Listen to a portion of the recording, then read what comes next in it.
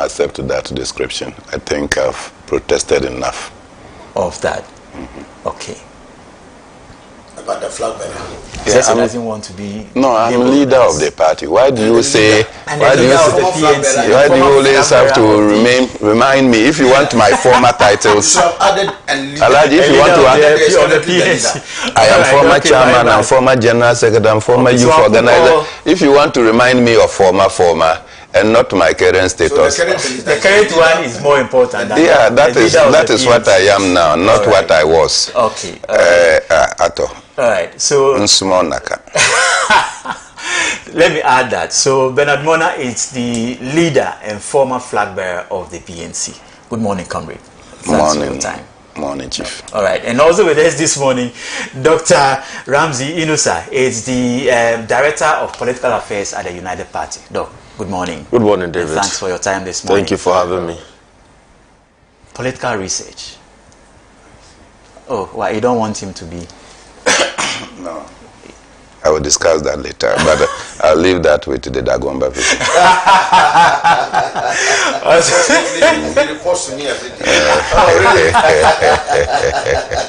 Also with us this morning, please don't mind us.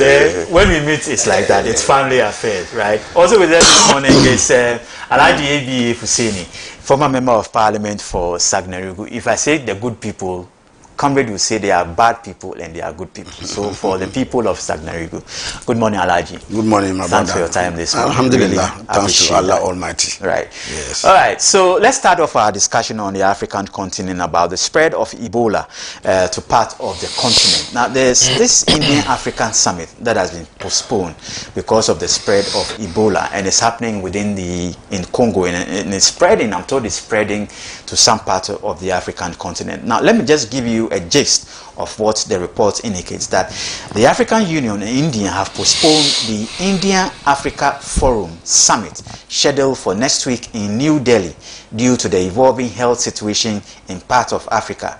India's Ministry of External Affairs made the announcement on Thursday as health officials in the Democratic Republic of the Congo are battling a growing Ebola disease outbreak. The decision was made in a recognition of the importance of ensuring the full participation and engagement of African leaders and stakeholders, and mindful of the emerging public health situation on the continent. So obviously it's got to do with the spread of Ebola, and the African Union and the government of India, they have put together that summit, but it's been called off. I want to start off with coverage on this one. This is the report we are receiving. It looks like now at the back of this, almost all the so-called world powers are engaging Africa. We had France engaging, USA is coming, now India is coming. We don't know where next will be engaged. Good morning to you, to our elder brother, Alhaji A.B.A. Fuseni. Yesterday at the airport, some gentleman met me when I was on my way to Kumasi. Accra Airport. I was on my way to Kumasi, where the regional chairman of our party had invited me and the national chairman for a discussion. And I obliged to go. I've seen many members of our party also concerned that we attended a meeting without their knowledge. And I said, well, party members invite you.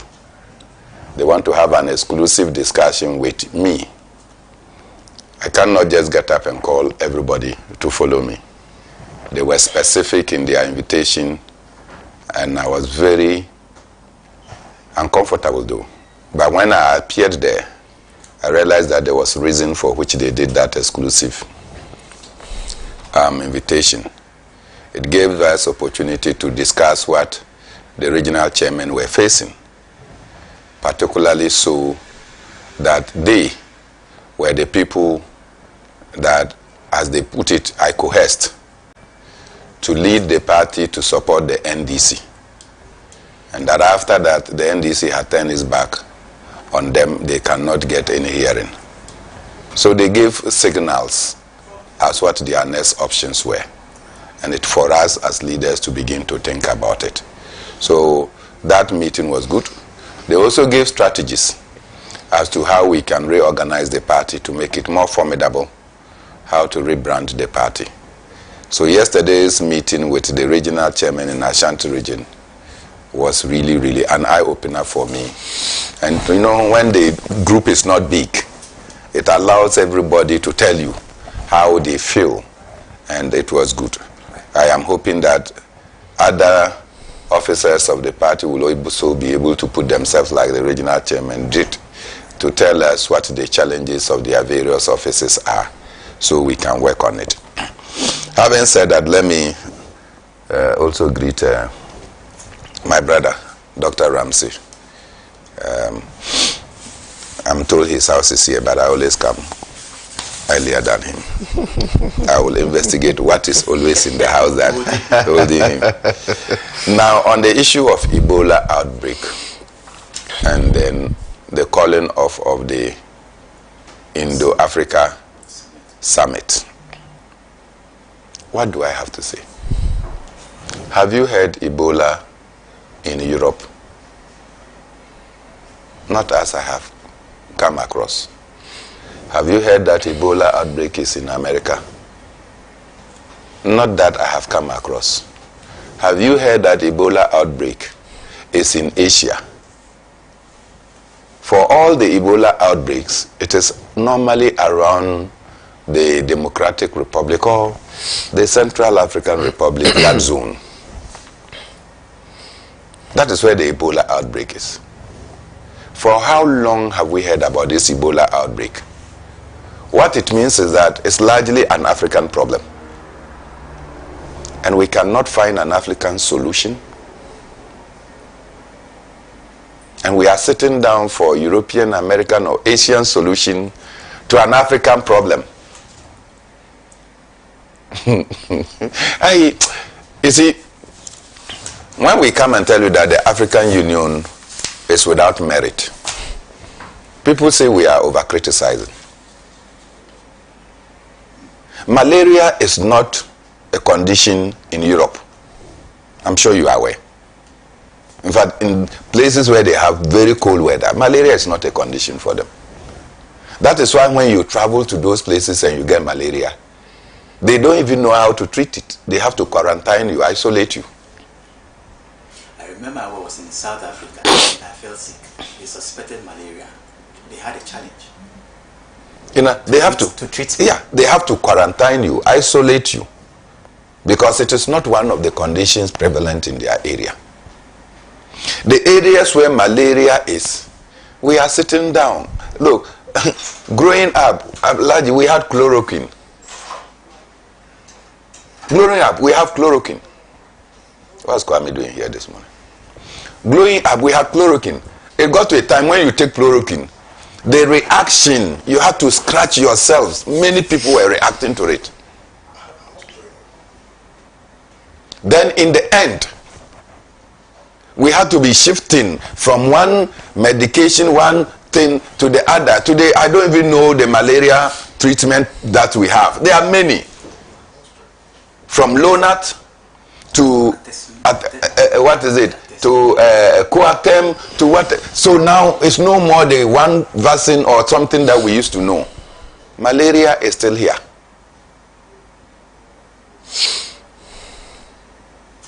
If we are not serious as a people about our challenges, we cannot expect somebody to come and be serious with our challenges for us.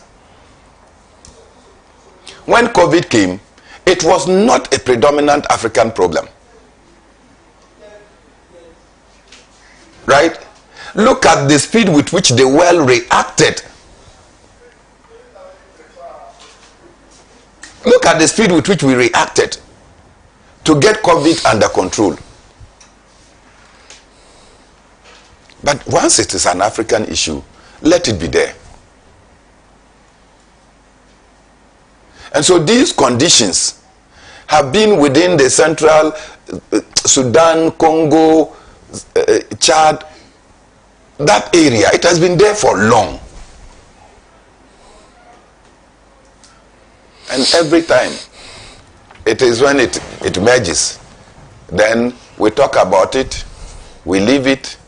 When it goes down, everybody goes to sleep. The next time it comes, and it's an African problem. As to why everybody is running to Africa, it should tell you how low Africa is, how poor African leadership is. You remember President Boko of Botswana? Donald Trump invited him to come to the United States so they can discuss the future of natural resource engagement of Botswana.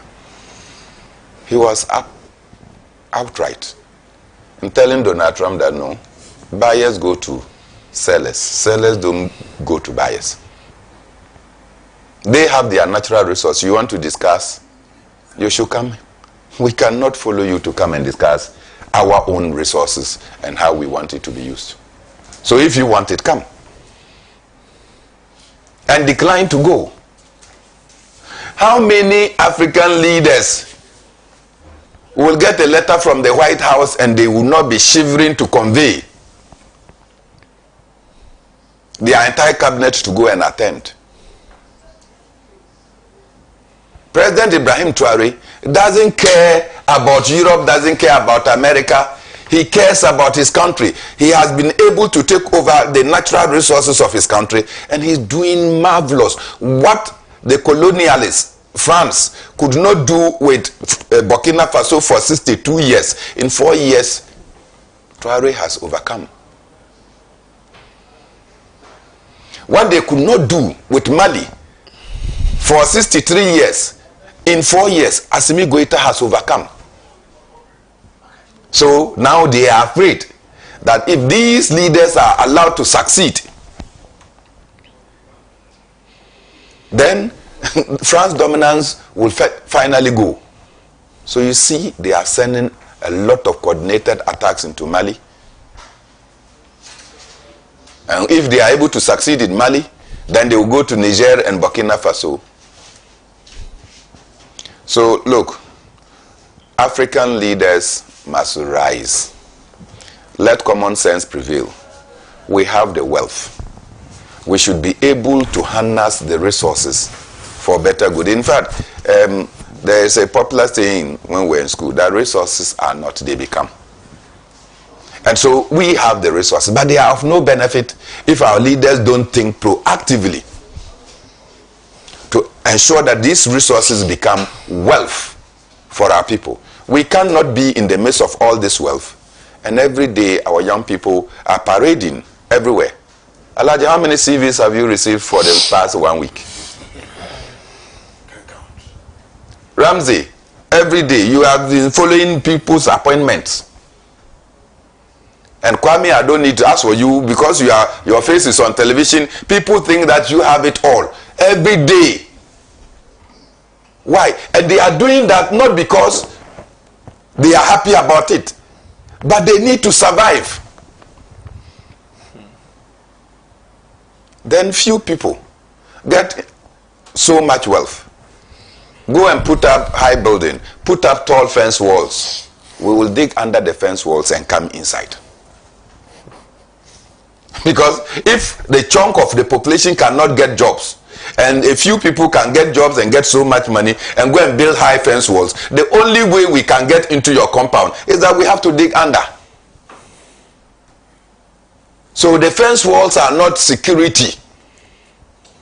Our security is to be able to provide jobs and opportunities for the young people, so they can attend to their own healthcare needs, so they can attend to their own educational and survival needs. This is what we should do for the African people. And Ebola, Bruley ulcer, malaria continue to be our nemesis. We are a failed group of people. Let me just take a quick break. When I come back, my other guests will have their, submissions on the issue that I say we are inviting Kwame to join us. We'll be right back after this.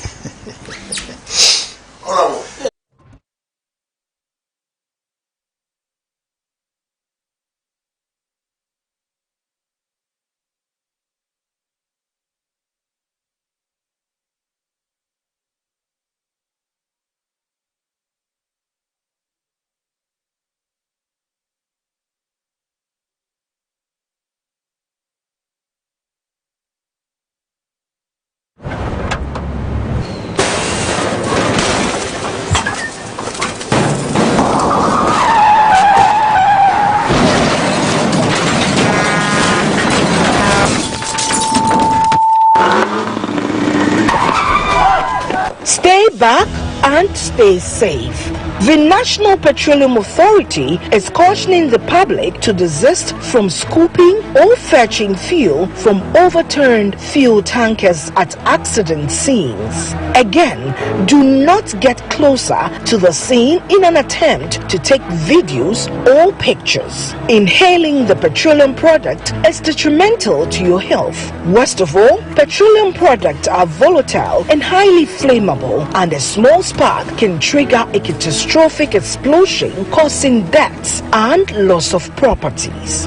Don't let a moment of desperation lead to a lifetime of regret. If you see an overturned tanker, stay back and stay safe. Call trained professionals such as the Ghana Fire Service or Ghana Police personnel to handle the scene, or reach the National Petroleum Authority's contact center on 0302 550 380. Your life is worth more than a gallon of fuel. This Save a Life campaign is from the National Petroleum Authority, NPA.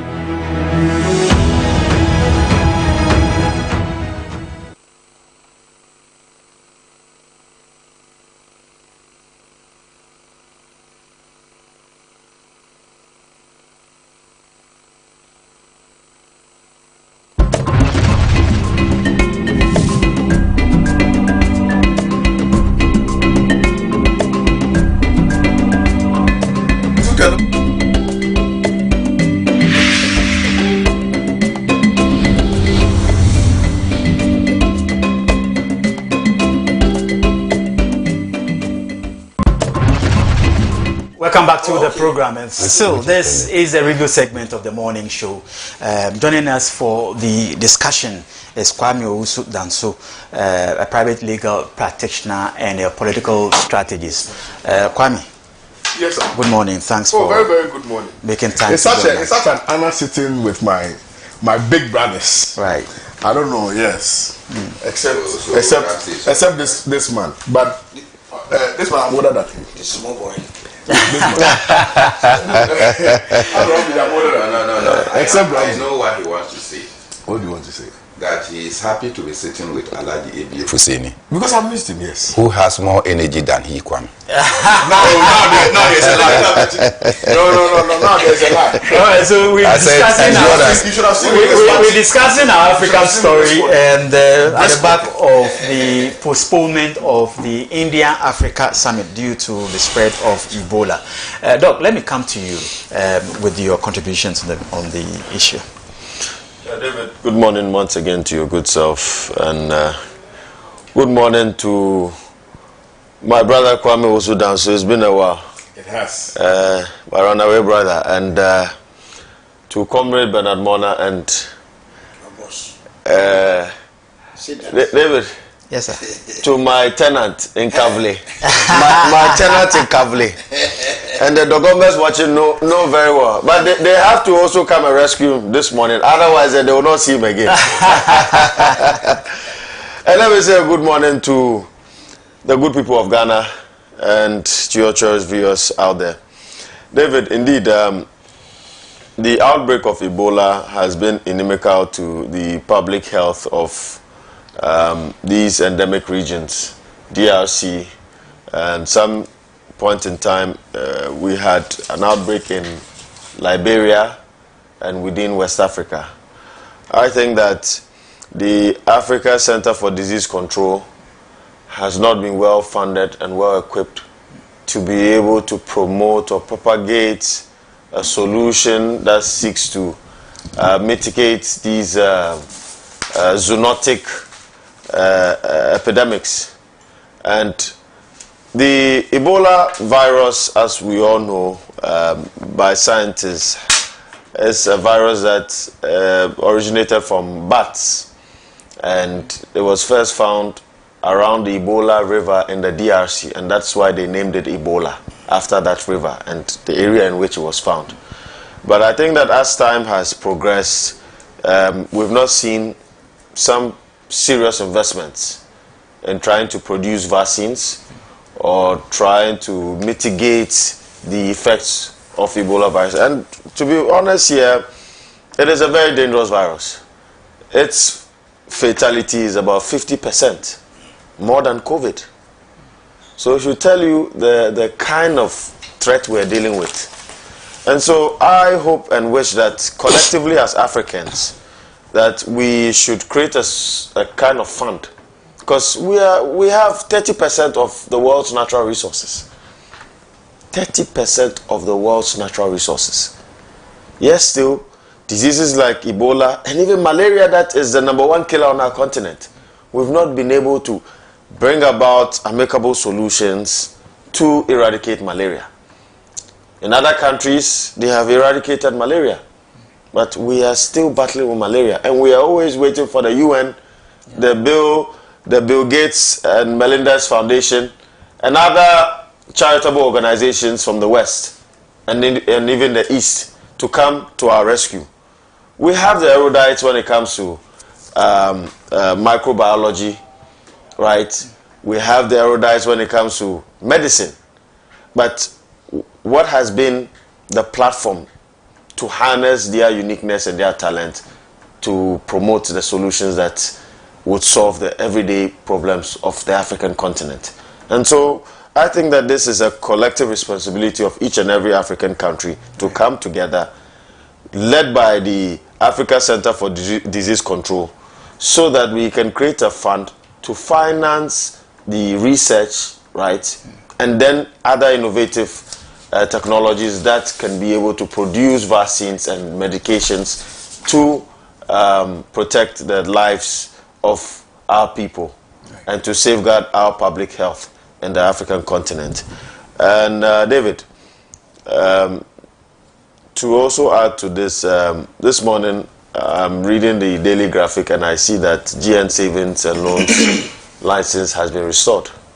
Indeed, I have so much. We'll come to that. Yeah, yes, because if you would allow me, right. I have so much respect for the Venerable Dr. Pakwesi Ndum. Indeed, he's somebody that I uphold and I admire a lot. There's a matter that Dr. Pakwesi Ndum should really put his mind to, right? That matter, indeed, part of the aspect of that matter is of public concern and interest if it's brought out in the public domain. I do not think that we want to get there. So my advice to Dr. Pakwesi Ndum and his team at GN Group and GN Media is that they should do the needful so that we do not wash our dirty linens outside. Thank you. Right. Kwame. Yeah, I think that my seniors have dealt with the issue of Ebola. I don't want to stretch the matter, so I'll not comment on it. Right. Yeah, thank you very much. Good morning to your good self, to Comrade Bernard Mona, then long missing Kwame. I have not seen him for a very long time, even though I hear of him in dispatches in some other jurisdictions, which I will not hasten to mention. Welcome, Kwame. It's a long time. Thank you. Yeah. This morning you were on my mind, so I decided to come and see you. Yeah, you're the reason I came back. Thank you so much for still thinking about me. Yes. Finding me worthy enough to still think about me. Maybe when I'm looking for counsel, I'll get closer. They say the day the Billy Goat's leg is broken, it will trace its way back home. As for my small boy, he whispered into my ears that he's pleading that I should find a way of liberating him from gambling. I'm sure I'll give him some hearing.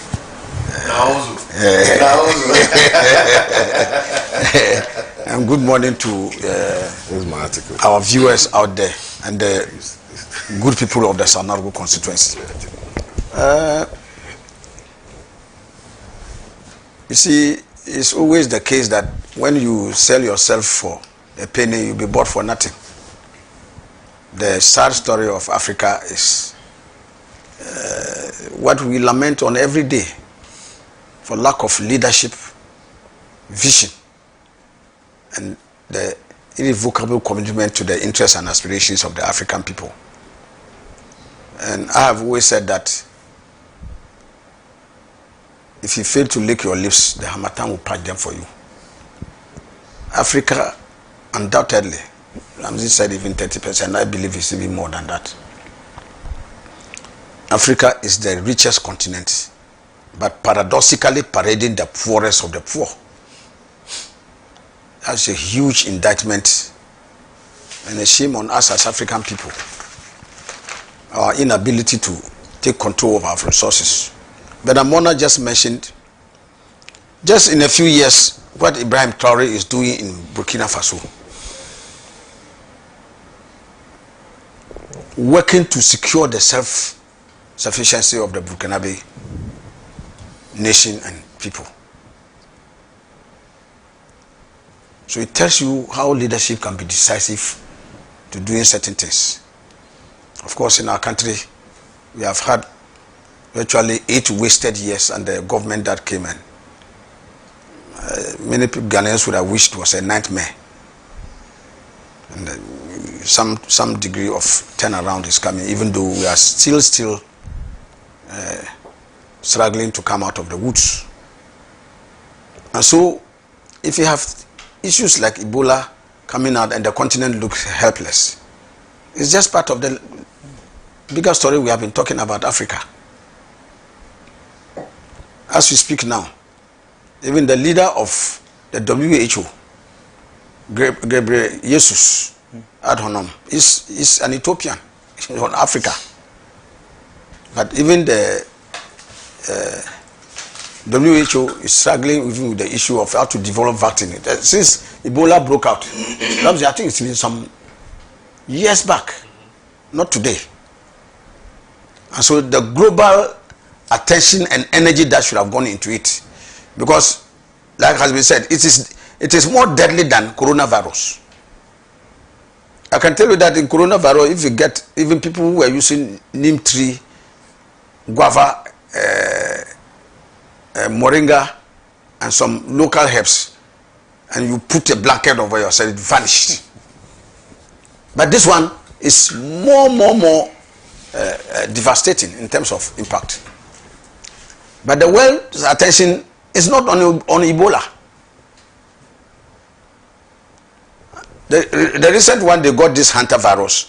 It did not even take time for it to become such a global scare that people are running to go and commission this and to find vaccines as quickly as possible. Ebola had existed many years before this one, but the attention is there. So the onus is on us as African people to endeavor to see how we can put our geyser. Is it too much for the AU to set up a fund for research and development that will lead speedily to the securing of a vaccine for Ebola? Is it too much for the AU? We have done this even more very frivolous matters where monies have been thrown down the drain. But this is of critical concern to the continent.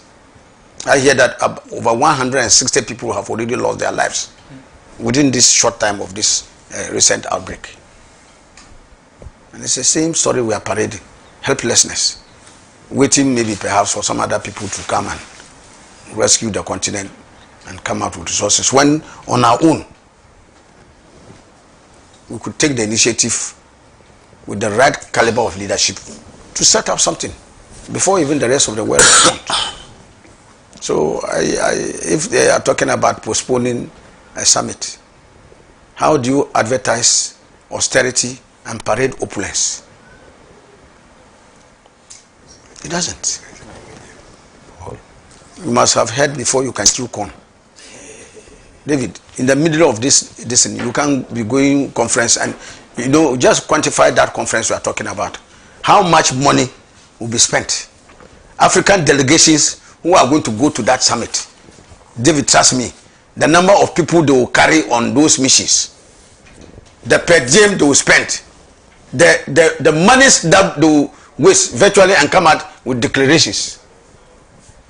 Those things, if you had even committed it to setting up a fund for Ebola research and the development of a vaccine, would have made some progress. So for me, the postponement, welcome as it may be, it's just, for me, it was not even a priority in the first place. I know that maybe India is the biggest, the most populous country in the world today. You are making, everybody wants to deal with Africa now. It's because that is where the wealth preponderance of resources are. And if you're able to make your inroads and control the resources of Africa, you can guarantee a better standard of living for your people. Because Africa is a place where they siphon the resources to their nations to go and develop their people and develop their countries. And we here, where the resources are condemned to live excruciating poverty and hardship. So David, I'll never get tired of preaching the message that the panacea to Africa's woes lies in the Continental Union government of Africa, of where Africa can function as a monolithic whole, where that commitment to ensure that Africa's resources are used for the betterment of the African people first. So maybe if I will even borrow, I'm not a fan. I'm far away from even Donald Trump. I'm not a fan. But just like Donald Trump says, America first, it should be Africa first for us to control our resources. That is the bottom line. If you don't control your resources, all these other things you are doing, you'll not be able to make any progress. Right. Let's come back home and deal with matters of national interest. And I want to start off that discussion with the banking sector cleanup that happened in 2019. I believe viewers will vividly remember that led to the collapse of several financial institutions, right? At the back of that, government came in with what they describe as the Domestic Debt Exchange Program, DDEP. Haircuts, right? A lot of investors receive haircuts on their, investment. You say haircut? Haircuts. Hey.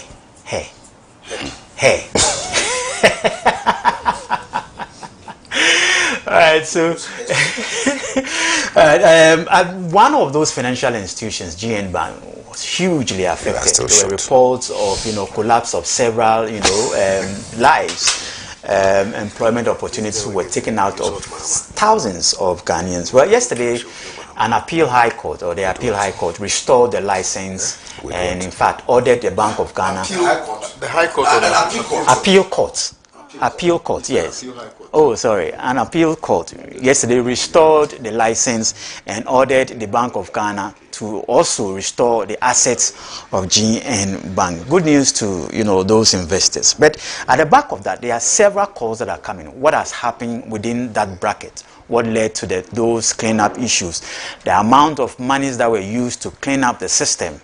Millions of dollars. We want to know what went into all those. And I want to start that with you, Doc, on that. How did you receive, the news, GN Bank being restored? But we can go, I want us to go beyond GN Bank and look at issues that will probably be arising out of the cleanup, that we all witnessed in 2019. David, one of the cardinal sins of the Nana's People's Party, right, as others would call it NPP, because I do not see any patriotism in this new groupings of the current members, right, or leading figures of the NPP. And so, for that matter, Nana's People's Party was the Domestic Debt Exchange Program. David, the banking sector cleanup exercise was as a result of certain financial irregularities perpetrated by certain actors in the banking sector. But it was not everybody that propagated such irregularity. But unfortunately, some people were victimized because of certain political reasons or vengeance. Indum, or Dr. Indum, is one of them. Kofi Amabing, UT Bank, is one of them. Alhaji Global, Royal Bank, is one of them. And we all know what went into why their licenses were revoked. A problem that we were told needed 9 billion cedis to solve ended up, right, with a solution of 24 billion cedis. David, are you listening to this? I am. A problem that we were told needs just 9 billion cedis to solve. We ended up spending 24 billion cedis. And for that matter, Ken Ofori-Atta does not want to come and answer for this erroneous crime perpetrated on the people of Ghana. Look at the amount of people that lost their jobs. Look, there's a lady who sews my kaftan. She was working for one of these banks, UT Bank. And if not, and she is a single mother. David, she is a single mother, a widow. If not for her side hustle and her entrepreneurship skills, how would she have survived and even take care of her ward? And the thousands of young people who suffered this reckless policy decision. And indeed, from the professor of the University of Ghana, Department of Economics and Finance, Professor Bobkin, said that the domestic debt exchange program could have been avoided if the government managed the economy prudently. And so, I think that it is good news that GN Bank has been given back its license, or the court has ordered that its license be restored. I have, like I said earlier on, I have full respect for Dr. Pakwesi Ndum, but we have issues. I have a very personal issue with him that I want to use this platform, right, to tell him that the earlier the better we solve this issue, so that at least everybody will be happy. Because, David, if not because of certain structures that were put in place and for the mercies of family, I wouldn't have been able to complete my tertiary education. I am telling you this morning, because of certain things that Dr. Ndum and his company did, especially his company, of which he is a leader, put me in a very tight situation. I wouldn't have been able to finish my tertiary education, if not by the mercy of some family members.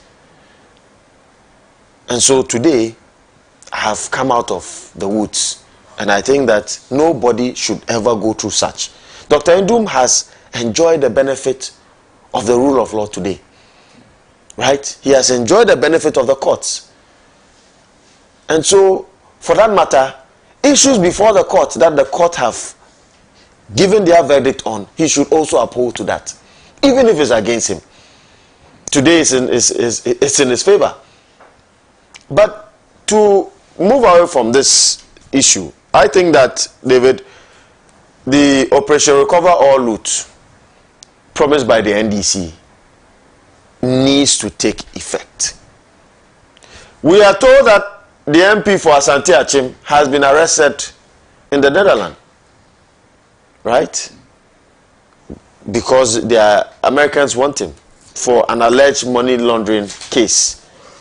Yet still, a person who held the office of the Minister of Finance has looted public funds, has mismanaged our economy, right? And has put plenty of people into poverty and even sudden death.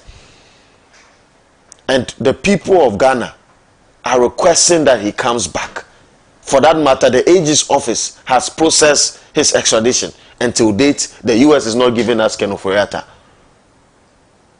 For what reason? Is it because his chief legal counsel was the former Attorney General of the United States? And for that matter, he is politically influential, or he has colleagues within the sphere of power to protect his interests? The people of Ghana still demand that Ken returns to answer to all the crimes he perpetrated on the people of Ghana. This issue of the DDEP, David, you quite remember that in 2022, inflation rose up to what? 54%. And look at what they did. They, as part of the BOG Act, financing to the central government should not exceed 5% of the previous year's tax revenue. They amended that law in Parliament, right? Which I still call an illegality, because the wisdom in that provision was to ensure that there was prudent economic management and also to curtail inflation.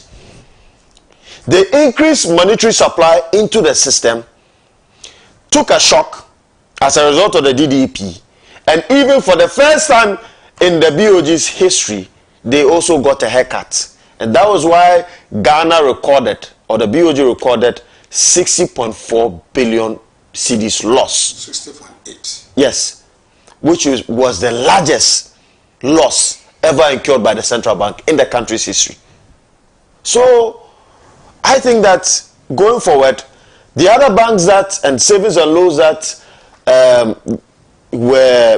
had their licenses revoked, I think that the government should look at how best they can go into an agreement with them to recapitalize them, so that they can also come into the fray to also help our banking sector and also support the drive for capital expansion and access to capital by various entrepreneurs and SMEs, which is the backbone of our economy. Right.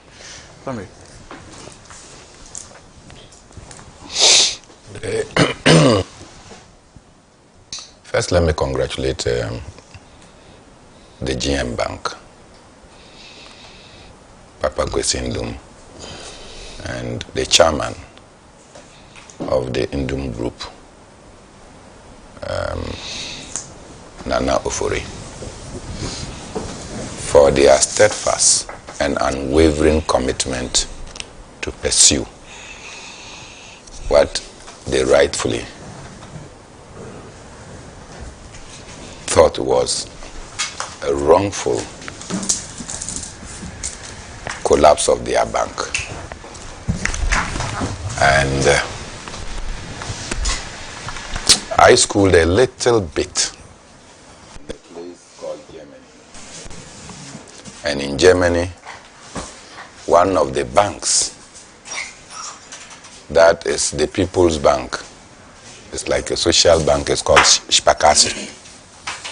The Sparkasse Bank started with mobilizing virtually everybody's resource, particularly rural communities, to be able to do so. And the GN Bank concept provided the most quietest, the most remotest corners of this country opportunities to do saving. I am sure, Kwame, you did a bit of national campaigns. Yes. And in the national campaigns, you go to some places that are forgotten. Oh, sorry. And you see a GN Bank structure. Yeah. The remotest part of Ghana. You will see a GN Bank structure. What it means is that people were introduced into formal banking structures. Something that the biggest bank in Ghana has not been able to do, Ghana Commercial Bank. To be able to spread across all these areas. Some of the facilities would necessarily pose as loss leaders. They cannot generate income sufficient to repay the staff or to pay the staff or even the equipment that are there. Yet, it was an opportunity to mobilize little savings. And I can tell you also for a fact that whilst most formal banks will not give you a loan facility of 500 to 1,000 or 5,000 cedis, GN Bank provided our people with as low financing, because somebody want to go and do kose, frying of kose. All they need is one bag of beans is too much. They just need some alunka. In our place we call it kokola. Some alunka, maybe some 5 or 10 bowls to start with. They need some small shea butter or any oil. They need a frying pan. And if they themselves don't have the means to go and get firewood, then they buy some firewood. Total cost will not be up to 1,000 cedis to start that kose business. But I can tell you that mobilizing that amount of money is a challenge for most rural communities dwellers. And GN Bank came to fill that void. How any rational government will collapse such a thinking, it's mind-boggling. But as Prince Kofi Amwabing will put it, when Ken Oforata was made the chairman of the Nana Akufo-Addo fundraising committee, where he used MPP letterhead to go and open and to take loan actually from Prudential Bank, I'm sure you remember. And Paul Afoko and Kwabena Japan said they will not agree for you to use party to go and take money for the campaign of Nana Akufo-Addo. They were made to pay the ultimate price of removal from office. Today, GN Bank was collapsed, leading not only to evaporating the new savings, new opportunities that rural communities were getting, but it also led to the collapse of jobs by many people. GN Bank workers are now jobless, adding to the already disturbing job situation that we have. So much money, I think $29 billion was used, $1 million was used in order to collapse the banks.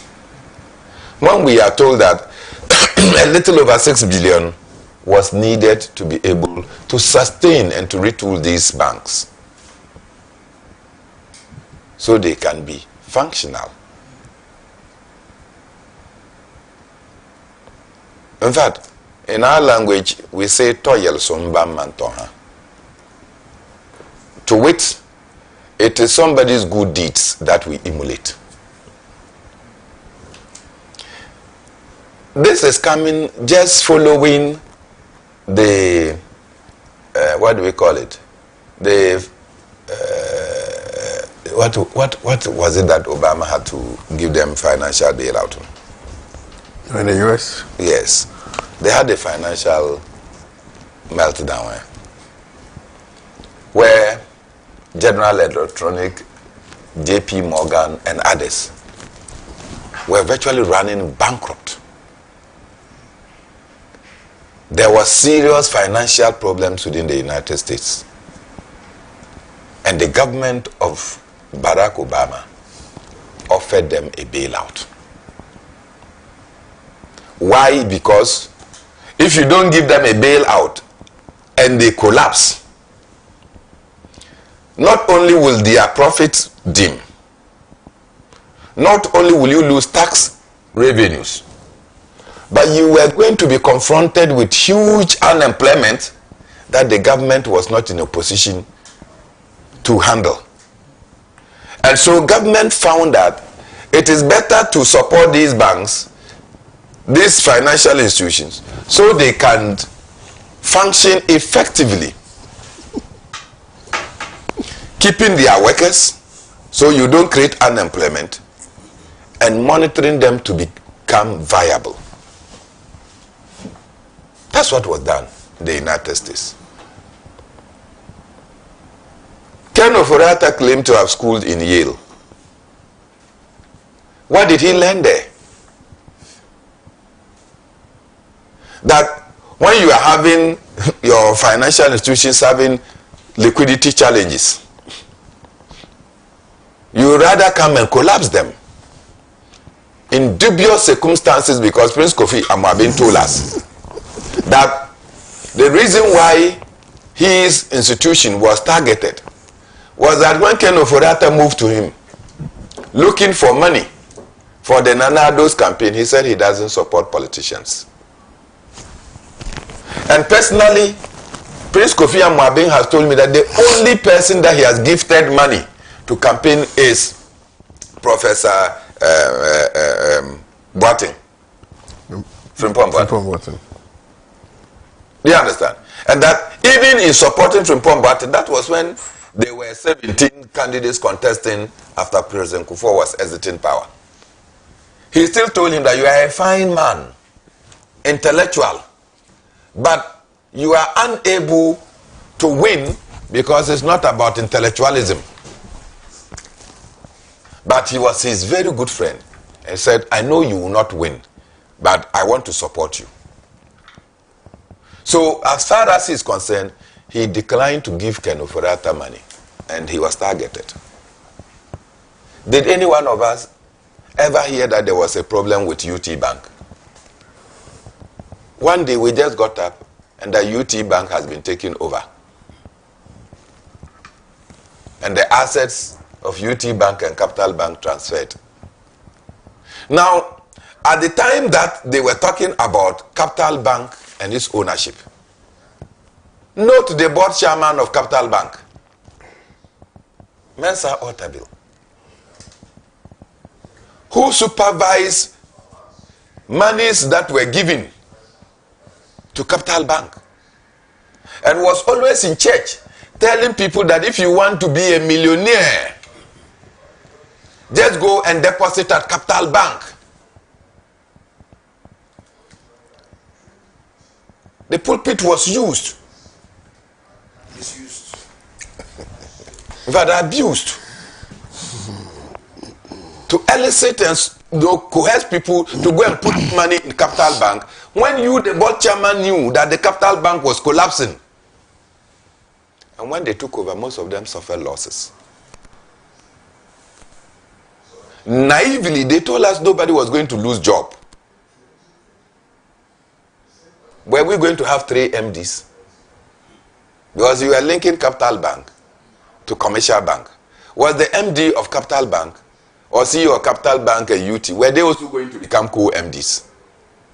You were still going to have 1 MD. So 2 jobs were already lost.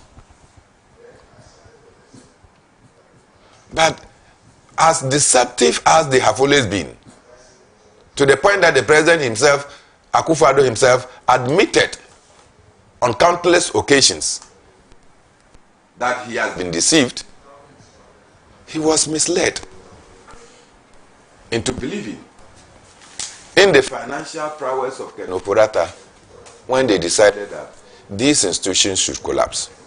Now the court has ordered that Bank of Ghana restore their license in full and return their assets.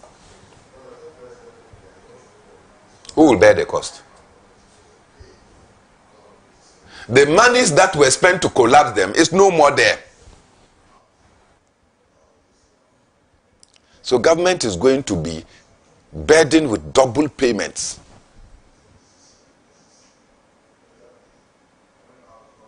Such cannot be tolerated. The man who superintended all this is Ken Oforiatta, a fugitive of the law,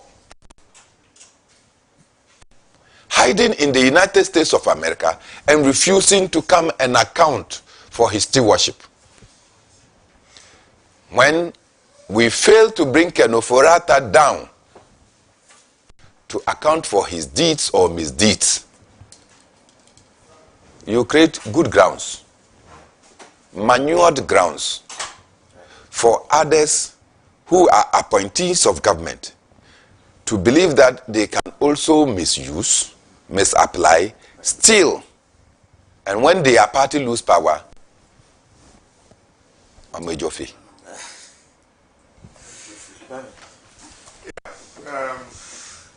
I think the issue of the banking sector cleanup leading to the revocation of licenses of many banks is one that we cannot forget so easily. Similarly, the issue of the domestic debt exchange program, which led to the head cuts, is also one that we cannot forget so easily. It is forever etched in our hearts. It will forever be etched in our memories because of the kinds of ordeal that we went through by reason of a singular decision by the erstwhile administration of, now we know, punishing Ghanaians for voting for them. Indeed, as has been indicated by Dr. Ramsey, in 2022, there was an economic malaise. That meant that the initial pronouncements by government that we're not going to go to IMF was a fluke, and that we needed to hurriedly run to IMF because where we had gotten to, there was no way out. Because inflation was around 54%, the cedi to dollar was nearing 20 Ghana cedi. Do you remember? Policy rate was more than 35%, and generally we had an economic meltdown. Prices of goods and services were skyrocketing, and the frequency of it was mind-boggling, because then you would buy a gallon of oil for 20 Ghana cedis. The following day you would go, in fact the same day you would go, and the price had doubled or sometimes quadrupled. So there was a serious economic crunch, and the economic quagmire meant that we needed to salvage the situation. Otherwise, it was going to create a lot of problems for us. Also, you do recall that we had borrowed excessively to the point where Finch and all the other economic ratings rated Ghana as a junk state. So, an application, or if you like, a plea was made to the IMF and the World Bank to intervene because things were getting out of hand. IMF came in, and as usual of them, introduced conditionalities. And some of the conditionalities were very unpalatable. One of them has got to do with the domestic debt exchange program. We had to also lay off some public sector workers. We had to reduce the number of employments that were going to make us a nation, etc., in order that we could be able to streamline things and sanitize the system. So that was a very, very difficult moment for the survival of the economy.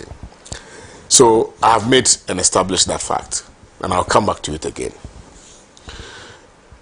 Somewhere around 2019, before COVID-19, or maybe, before COVID-19 struck, there was a government policy to, in their own view, clean up the banking sector, because by way of policy, they needed to streamline the economic architecture. You recall President Akufo-Addo was always amplifying the need for us to move from the Gadgetsburg economy to a more production-driven economy.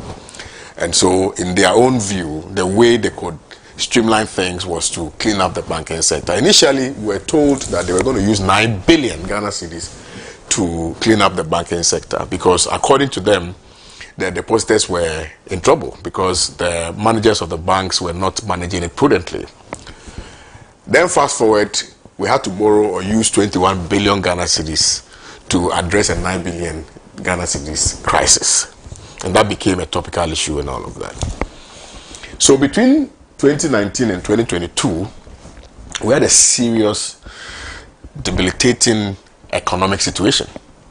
And that meant that we needed to move beyond just the rhetorics and to find solutions to the problems that we were faced with. Now, I have read numerous articles and I've read literature on the management of the economy by the Akufo-Addo administration and where we went wrong. Now, you will admit that because the Akufo-Addo administration did not have any economic plan for the country, they were just doing try and error. So they will use an economic tool and see if it will yield some results. If it doesn't yield any results, then they will move on to the next one and on to the next one and on to the next one. So they were using different tools, to the extent that Bank of Ghana now started printing money to augment the government's inability of raising internally revenues that will help manage the economy. So it was really very troubling, seeing how the Akufo-Addo administration was managing the economy. And so you can admit that you have an administration that was touting the economic prowess, that you had a running mate at the time who was pontificating and heralding and organizing summits and lectures telling Ghanaians how badly the NDC had managed the administration, and having been given the opportunity of managing same, you saw what they did. Now, the politicization of the economy and the politicization of the banking sector cleanup are the two distinct reasons, in my view, why the economy crashed. Because I told people that, look, it is not the managers of the banks that you are targeting. You're actually targeting the people who are also in the chain. So that if you go after Pakwesi Ndum, if you go after UT Bank's owner, what's his name? Amabing, if you go after all the other, the owners of Royal Bank and things like that, you are not just going after the owners, you are going after the people who are within the chain. Bear in mind that we have a three-tier, if you like, class system in Ghana. So we have the upper class, we have the middle class, and we have the lower class. Now, a lot of us, those of us who graduated from the universities around that time, most of us wanted to go into the banks and to work with the banks because it was the most easiest way or the most easiest medium of getting employment, right? So right from the university, you notice that a lot of people just went to the banks or the microfinance institutions, the savings and loans institutions, and was given the opportunity to work with these institutions just so they can earn an income and take care of their family members. Bear in mind that, so that, in my view, took care of the middle class, right? Because then that would create a certain buffer between the upper class and then the lower class, right? So the middle class constituted a lot of the people who were working within the banking sectors, the various banks we had in the country. And revoking the licenses meant that these people were not going to get jobs to do. And the rippling effect, which is cyclical, would mean that the grandmother who lives in a village will not benefit from the grandson. The parents who live in the villages or even in the peri-urban communities who are relying on their children will not get the opportunity of benefiting from them. Their younger brothers and younger siblings who are also relying on them to send them monies to go to school and to feed with and etc. will not also get the opportunity to do that. So that was a very difficult moment for us. Now, I would have thought that would have defined government's decision in arriving at that definitive conclusion of revoking licenses belonging to some of these banks, particularly when it was so axiomatic that these were targeted banks because of their disapproval of some decisions of government, or that they were not in alignment with government's policies, and they didn't finance President Akufo-Addo. They were just targets. They just targeted them. They wanted to by all means collapse their banks. And there are stories that we heard of some banks that were approached by Ken Ofori-Atta for Ken Ofori-Atta to have some shares in them. We were told that some banks were approached them for a certain conversation. You remember I've forgotten this young man. This young man who had this bank. Not at least in the other bank. There was another bank. There's some small boy. He was also a very young guy who had this bank. The color was, I think, red and something. Oh, it's who became Council of State? No. Kojani. No, Kujani. There's another guy. He became very popular. Beige Capital. Apparently, he was approached for him to give some of his shares, and he decided that he was not going to do that. The next moment, they went after him. So this was purely political decisions and not economic decisions, right? They were just using that as a means of going after these people. So to that end, everybody in this country is aware that that decision was not a proper decision. And I'm excited that given the reasons, the real legitimate reasons behind the closure of these banks, the court has done the needful. The court has overturned the High Court decision which led to the closure of the banks and the receiver being appointed. If you read the report, it's so fascinating, surprisingly so, how some judges will take a very entrenched position because they want to maybe satisfy the appointor or something like that. It's when you read, it's so fascinating that no room was or no room or opportunity was given to Group Indum to advance arguments in support of their claim, because they were saying that the reasons assigned for the closure of the banks did not apply to them because they had met all the requirements, they had met all the Bank of Ghana requirements, and therefore the decision by Bank of Ghana in reliance of their supposed inability to comply with the Bank of Ghana rules did not find expression in the truth. Insolvency and all of that did not find expression in truth. Are you following me? So that decision by the court, according to now the Court of Appeal, was given in error. And I'm happy and confident going forward that, look, we have sanity being restored in the judicial setup. And in conclusion, that also lends some credence and perhaps some interrogation into the kinds of narration that we are putting out relative to the conduct of some judges in Ghana now. People are now saying that, some judges are partisan and some judges belong to the NDC and things like that. I hear from all the series of judicial decisions under the previous administration. And when you read the reasoning behind some of these decisions, I think those times were even more palpable, that you had judges who appear to have given or ruled in favor or in a manner that appeared to be favoring the president or the appointing authority. Yeah.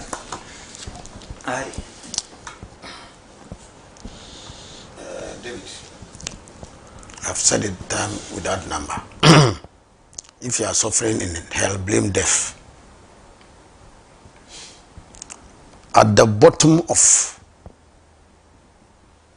this brouhaha we are all talking about are two principal characters. Former President Nana Akufo-Addo and Ken Ofori-Atta.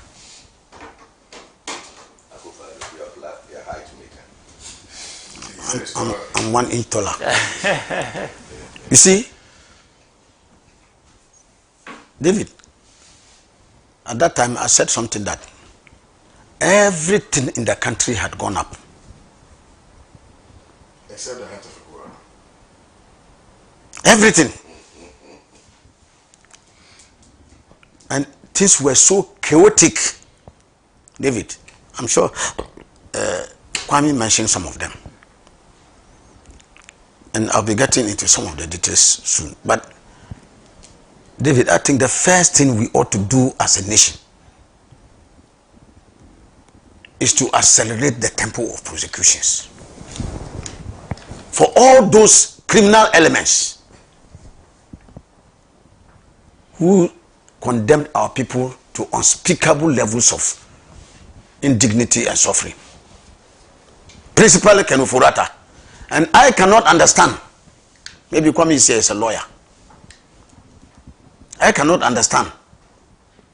How come we have been so compliant with the US government? When they want a Ghanaian, in a matter of minutes, they go for the Ghanaian. Ally.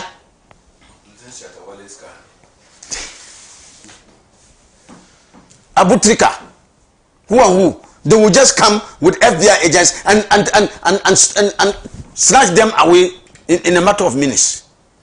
There is a high case suspected criminal person, a fugitive from justice, residing in your country,